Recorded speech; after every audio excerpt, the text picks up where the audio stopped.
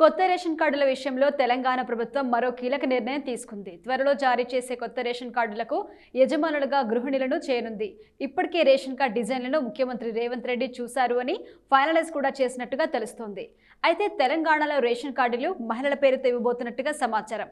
ఇప్పటి వరకు రేషన్ కార్డుల్లో కుటుంబ యజమానిగా పురుషుల పేర్లు ఉండేవి. ఇప్పుడు దాన్ని పూర్తిగా మార్చేయబోతుంది తెలంగాణ ప్రభుత్వం. కుటుంబంలో ఉన్న ఇల్లాలునే కుటుంబ యజమానిగా పేర్కొనబోతుంది. అయితే వచ్చే ఏడాది ఉగాది నాటికి ఈ రేషన్ కార్డులు రేషన్ తీసుకునేలా పంపిణీ వేగవంతం చేయాలని భావిస్తోంది ప్రభుత్వం. అందుకే పంపిణీ ప్రక్రియ వేగవంతం చేయబోతున్నారు. ఇంకా రేషన్ కార్డు దరఖాస్తు చేయని వాళ్ళు ఉంటే మీ సేవా కేంద్రాల్లో దరఖాస్తులు కూడా చేసుకోవచ్చు. ఇది నిరంతర ప్రక్రియ అని, ఎప్పుడైనా దరఖాస్తు చేసుకోవచ్చని ప్రభుత్వ అధికారులు చెబుతున్నారు. ఇక ప్రస్తుతం ఎమ్మెల్సీ కోడ్ ఉన్న జిల్లాలను మినహాయించి మిగతా జిల్లాలో అంటే ఉమ్మడి హైదరాబాద్, ఉమ్మడి రంగారెడ్డి, ఉమ్మడి మహబూబ్ నగర్ జిల్లాలో పంపిణీ చేయబోతున్నారు.